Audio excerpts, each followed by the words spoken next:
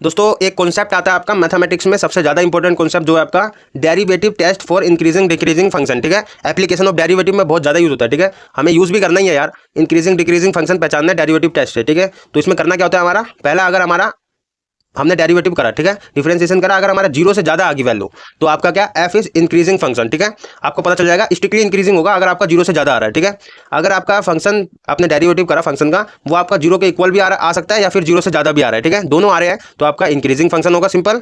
And third आपका क्या है, अगर आपका डिफरेंशिएशन आपने करा वो आपका लेस देन जीरो आ रहा है तो स्ट्रिक्टली डिक्रीजिंग होगा। एंड अगर आपका लेस देन जीरो भी आ रहा है और जीरो के बराबर भी आ रहा है, ठीक है, तो आपका डिक्रीजिंग फंक्शन होगा। ठीक है, नहीं समझ आया, मुझे पता नहीं समझ आया होगा, अब समझो मेथड क्या है इसका, स्टेप क्या है। फर्स्ट आपको क्या है, फंक्शन दिया होगा, ठीक है, तो आपको क्या करना है, y मान लेना है। ठीक है, फंक्शन को क्या y के इक्वल मान लेना है। एंड दूसरा स्टेप क्या है, आपको डिफरेंशिएट कर देना है उसको, dy/dx करके डिफरेंशिएट कर दिया आपने, ओके। एंड फिर थर्ड आपका क्या है, डिफरेंशिएट जो करा dy/dx को जीरो के इक्वल लेके आपको क्रिटिकल पॉइंट निकालने हैं, x की वैल्यू निकालनी है, कौन कौन सी वैल्यू है। ठीक है, जैसे ABC आपने 3 वैल्यू निकाली तो 3 वैल्यू आई मान के चलो, तो आपकी कितनी वैल्यू हो सकती है, ओके। तो ABC यहाँ पे मैंने 3 वैल्यू मानी।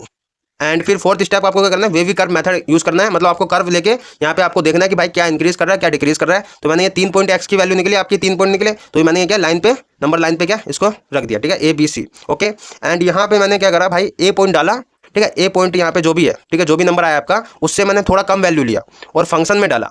अगर मेरा यहाँ पे जीरो से कम आया मतलब नेगेटिव वैल्यू आई तो यहाँ पे मैंने नेगेटिव लिख दिया। फिर ए और बी के बीच वाली वैल्यू डाली, यहाँ पे पॉजिटिव आई वैल्यू तो यहाँ पे मैंने पॉजिटिव लिख दिया। ठीक है, एंड इन दोनों के बीच में डाली मैंने वैल्यू, नेगेटिव आई तो नेगेटिव लिख दिया। और सी जो है आपका पॉइंट आया उससे ज्यादा मैंने वैल्यू डाली फंक्शन में तो यहाँ पे मेरा पॉजिटिव आ गया मान के चलो, तो यहाँ पे मैंने पॉजिटिव लिख दिया। ठीक है, तो आपका देखना है आपको पॉजिटिव कहाँ का आया, यहाँ पे आया आपका ए और बी के बीच में आया पॉजिटिव वैल्यू, एंड सी से ज्यादा आया तो आपका इंक्रीजिंग फंक्शन कहाँ तक होगा, आपका ए और बी है। ठीक है, एफ इज इंक्रीजिंग ऑन ए और बी तक। ठीक है, फिर यूनियन आपने लगाया, मतलब ये भी तो है भाई इंक्रीज, तो यूनियन लगाया आपका सी से लेकर इन्फाइनाइटी तक चल रहा है। ठीक है, तो ये आपका इंक्रीजिंग हो गया। डिक्रीजिंग में क्या आपका जहां नेगेटिव आया, ओके। एंड फिर एफ इज डिक्रीजिंग ऑन, यहाँ पे आपको दिख रहा है आपको बी और सी में तो डिक्रीजिंग हो रहा है। ठीक है, तो ये आपका हो गया एक तो माइनस इन्फाइनाइटी से ए तक आपका डिक्रीजिंग हुआ, तो ये हो गया यूनियन आपका बी और सी के बीच में भी तो डिक्रीजिंग हुआ, माइनस आया तो ये भी आपका डिक्रीजिंग हो गया। ठीक है, तो हम डेरिवेटिव टेस्ट करके ऐसे पहचानते हैं, तो ये स्टेप होते हैं।